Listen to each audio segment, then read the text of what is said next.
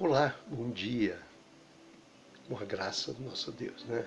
Na paz de nosso Senhor e Salvador Jesus Cristo, né?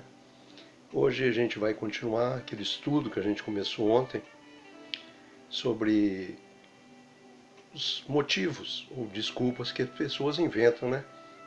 Para poder se afastar da casa do Senhor. E nós lemos ontem, né? O Evangelho de Lucas, no capítulo 24, né? E hoje nós vamos ver o segundo motivo que faz as pessoas, né, se afastarem da casa do Senhor, né? E o segundo motivo está lá no livro de Lucas, né? No texto que nós lemos. E hoje nós vamos estudar então, tecer comentários sobre os versículos 15 e 16, né? De Lucas 24. Então, o segundo motivo que eu gostaria de apresentar para você é cegueira espiritual. É isso mesmo. O texto fala de uma espécie de cegueira espiritual. Repara só para você ver. Eu vou ler para você. Aconteceu que enquanto conversavam e discutiam, o próprio Jesus se aproximou e ia com eles.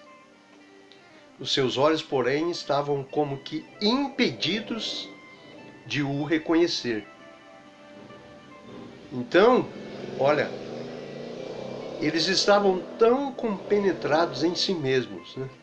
As suas próprias convicções, tão envolvidos em suas próprias desculpas e justificativas, tão convictos em sua discussão que nem puderam notar que era o Cristo ressurreto que caminhava com eles. Era Jesus que estava ali e eles estavam tão cegos, né?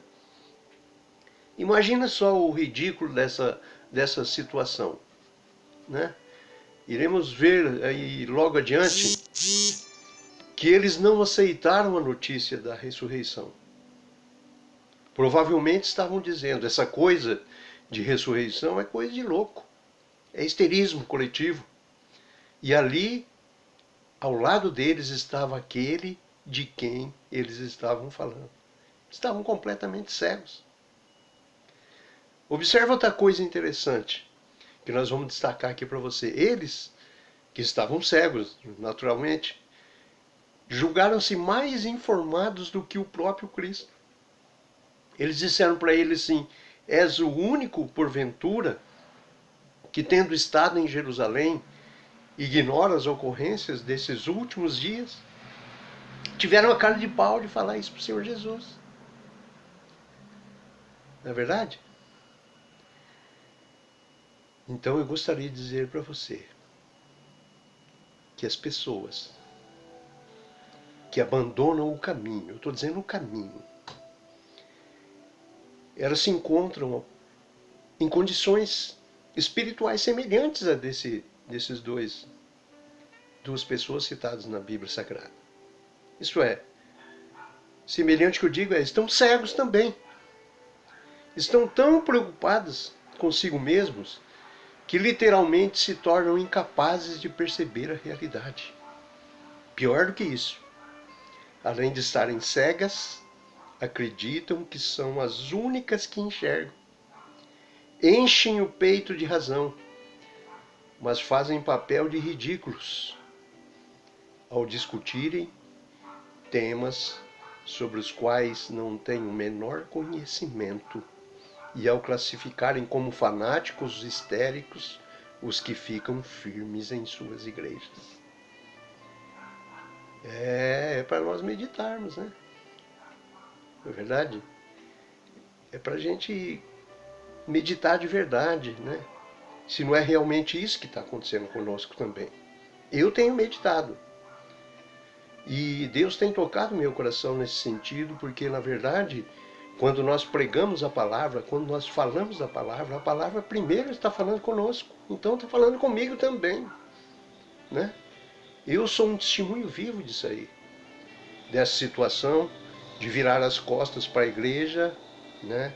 E achando que eu era a única pessoa que estava absolutamente certa. Mas na verdade quem está certa é a palavra de Deus, que nos exorta, nos ensina e nos orienta quanto ao caminho que nós temos que seguir na presença do nosso Deus. Vamos adiantar um pouquinho, né? Vamos falar do terceiro motivo. O terceiro motivo é tristeza, né? E isso está lá no versículo de número 17, que diz assim: Então lhes perguntou Jesus, que é isso que vos preocupa? E de que ide tratando à medida que caminhais? E eles pararam entristecidos. Por que será que eles estavam tristes? Pela morte de Jesus, é claro, né? Mas também pela injustiça praticada pelas autoridades. Como puderam colocar Jesus e Barrabás lado a lado, né? Pela ingratidão do povo de Israel. Como puderam escolher Barrabás?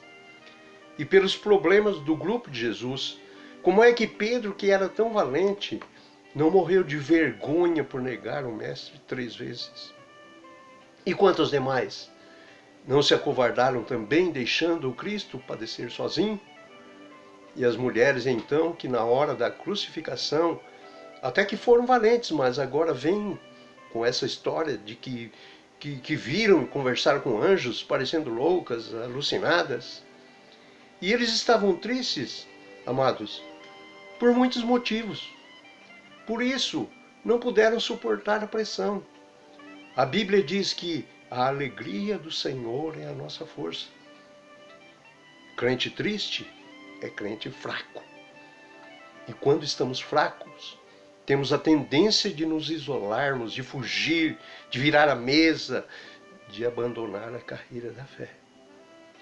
Cuide-se, meu irmão, minha irmã. Não se entristeça, nem com as autoridades, nem com a ingratidão do povo, e muito menos ainda com sua igreja, pois todas as igrejas do mundo são iguais. São formadas por seres humanos fracos e frágeis, valentes numa hora, covardes noutra, maravilhosos num instante, desprezíveis no outro, inspiradores em certas atitudes e desastrosos em outras. Somos todos iguais perante a presença do nosso Deus dos exércitos. Somos todos iguais. Meu irmão, minha irmã. É verdade, né?